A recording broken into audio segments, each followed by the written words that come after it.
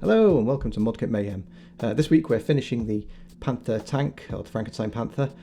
It's all the weathering. Last week we did all the painting and the main bulk of the work, and this week it was just all the chipping and dust work and everything else that needed finishing, the vinyl tracks. So yeah, it's been a good project. I've enjoyed doing it. I learned a lot and used the Tamiya paints on this one. So I hope you enjoy it. Remember to like and subscribe below and leave a comment if you've got anything you want to say.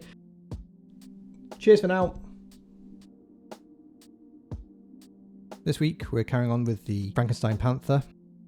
Last week we put the basic colours down and did some masking and most of the spray work. I also did a clear coat covering just to allow the weathering process to carry on, because if you don't put a base down, it could damage the paint underneath, the Tamiya paint.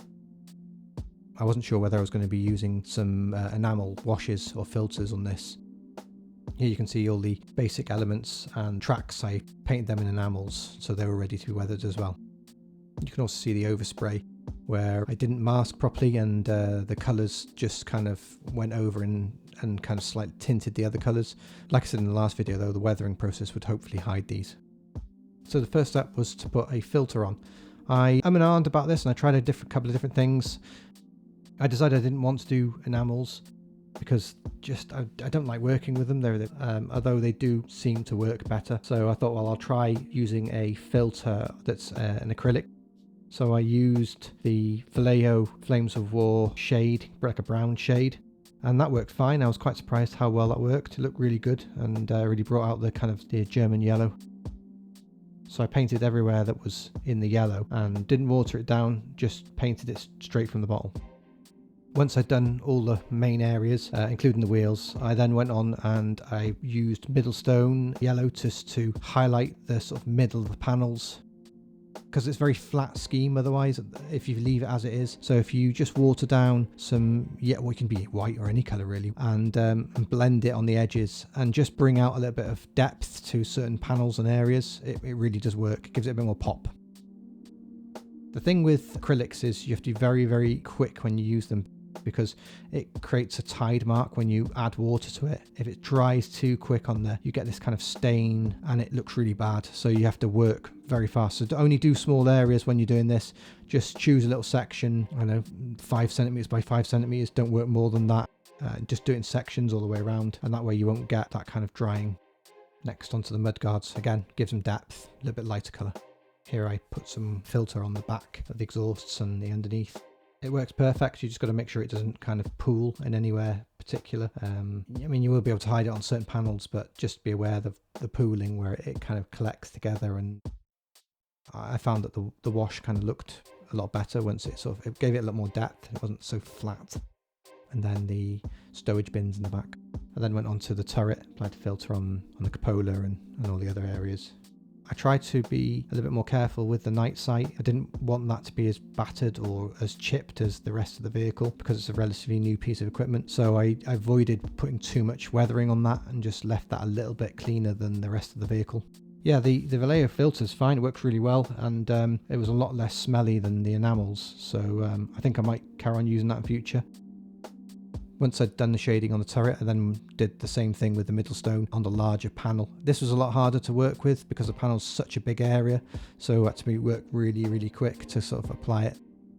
Luckily, it's going to be quite muddy and very dusty on the top of here. I had a certain amount of leeway in terms of how I did the actual process. Once the Middlestone had dry, did the same process again, but just chose the middle of the panel and put a little bit of quite watered down deck tan, and then faded it out on the edges just to give more highlight to the certain areas. Here I'm doing the driver's hatch. You have to work fast. This dries very, very quick and can leave tide marks. So you have to be very fast and make sure the area's got water on it anyway. That helps it sort of can't dry as fast. So here I'm putting the green shade on the green camo areas. Again, gives it a little bit more extra depth, and then I'd pick out the higher areas with a very light dry brush of reflective German green. Here's the dry brush. I used a flatter brush just to give it a little more coverage. Be careful not to get it on the actual yellow parts, because it'd take ages to clean that up. So yeah, take your time doing this. And there's the basic colours.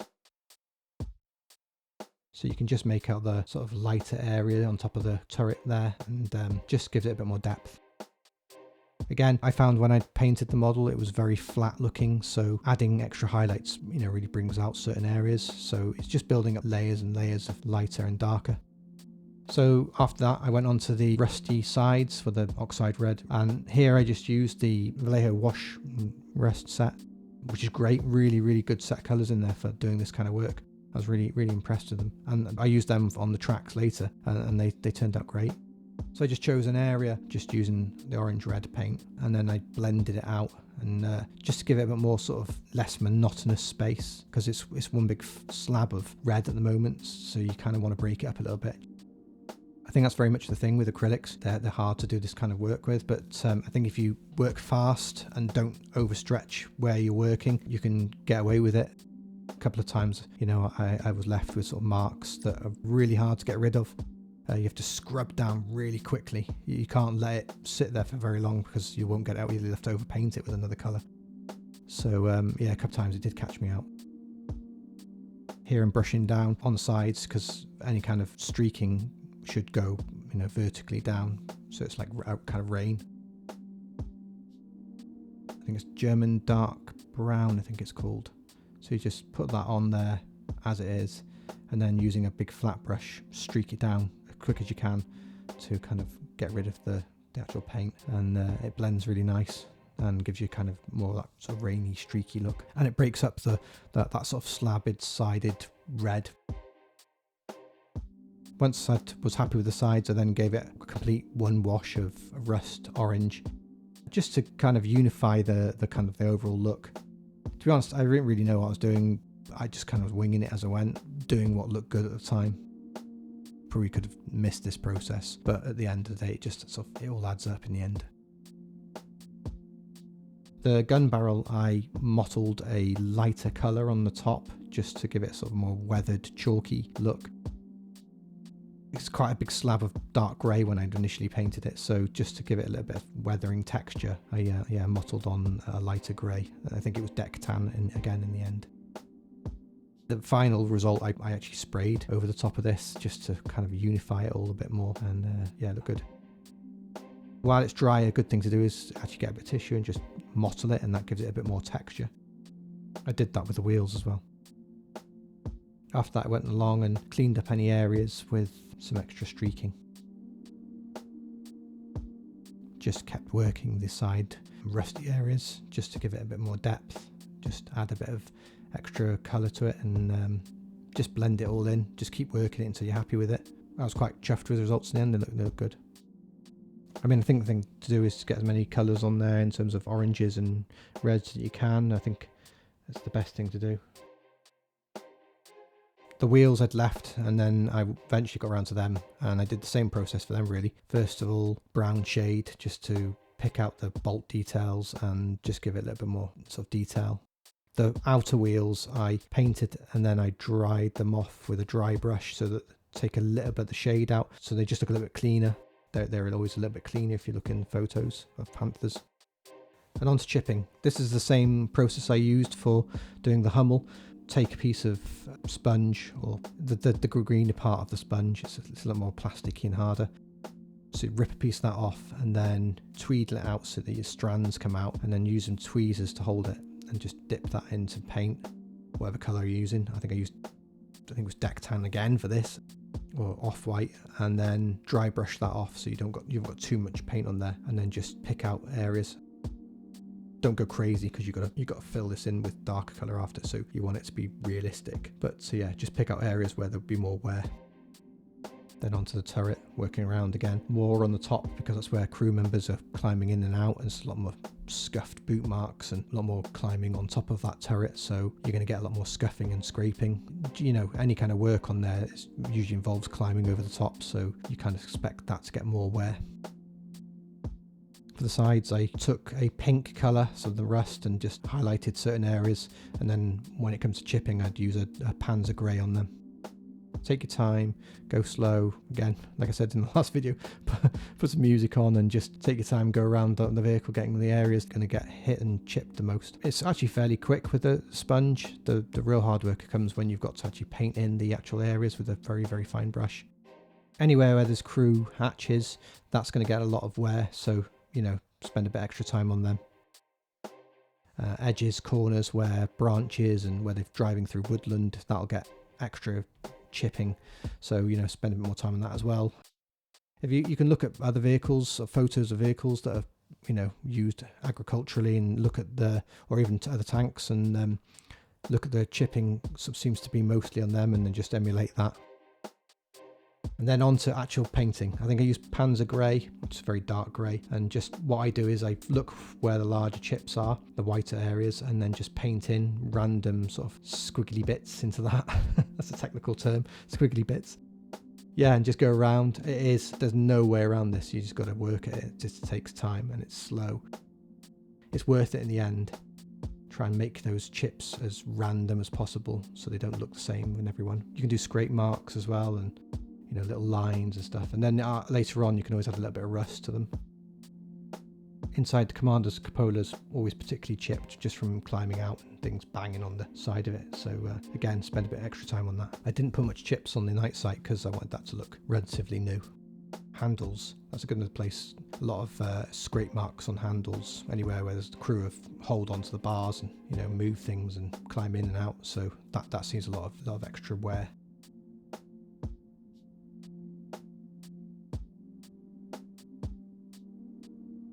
And then any holes in because this kit's old and it had partial Zimmerat, which I'd done a terrible job of.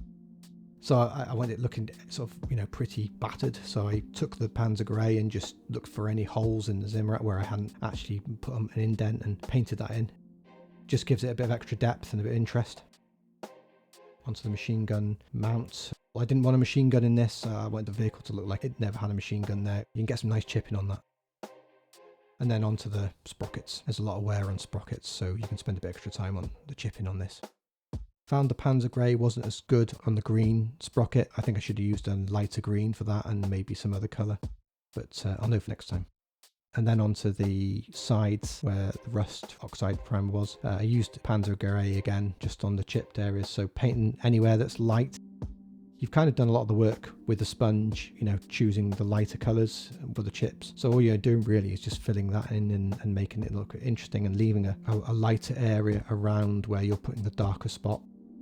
All the weld seam areas get a lot of wear on this corner because it's, you know, it's hit by branches, and as they drive through woodland it gets a lot of scrapes, so you put some extra time on this bit.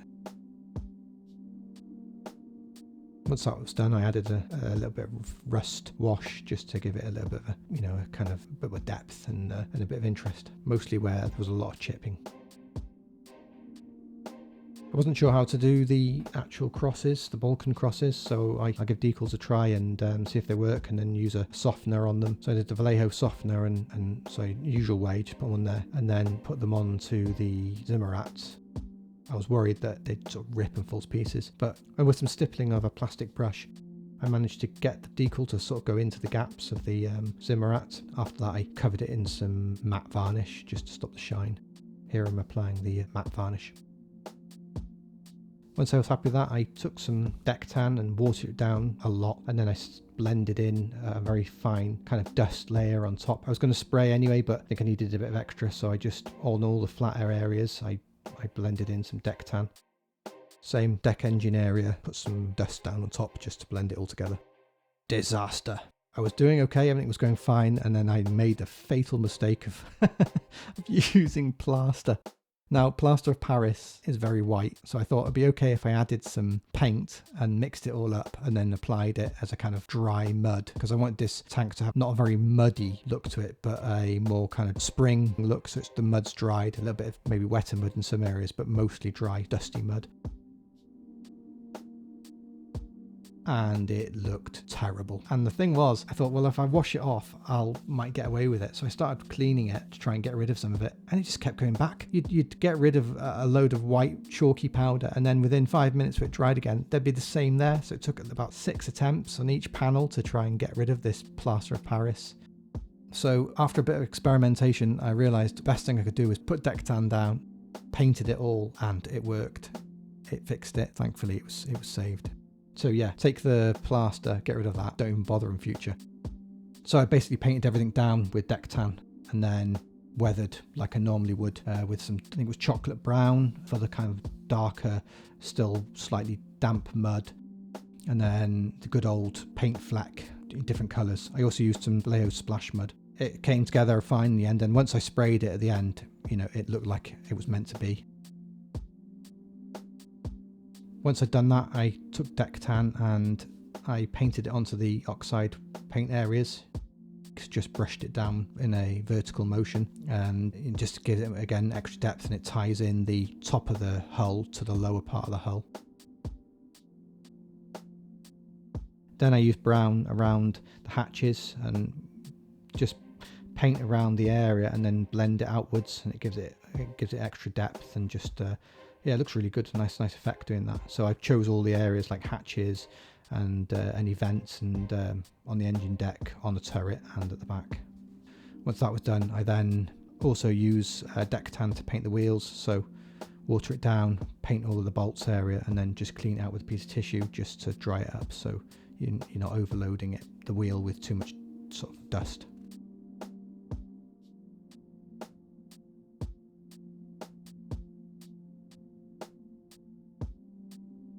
I was going to do a section on the tracks, but I think I'll do a separate video on this because I wasn't sure how the vinyl tracks were going to come out, and it actually came out a lot better than expected. Again, using the rust set, I winged it and worked on sort of from reference photos and used the colours from them and kind of tried to emulate that with the paint.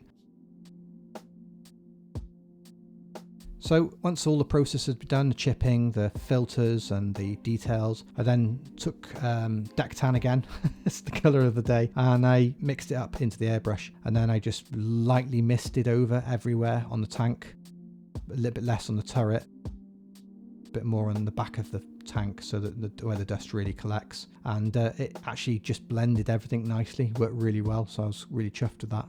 The thing is not to go crazy, it's very, very subtle. It'd be very easy to sort of ruin it, and my airbrushing skills are hit and miss most of the time anyway. On the whole, it worked really, really well, and allowed me to finish the underneath of the tank because that was looking a bit messy, so I just sprayed that all in Dectan. Yeah, and then paint the rest of it, the back, just misted very, very lightly, blend it all really.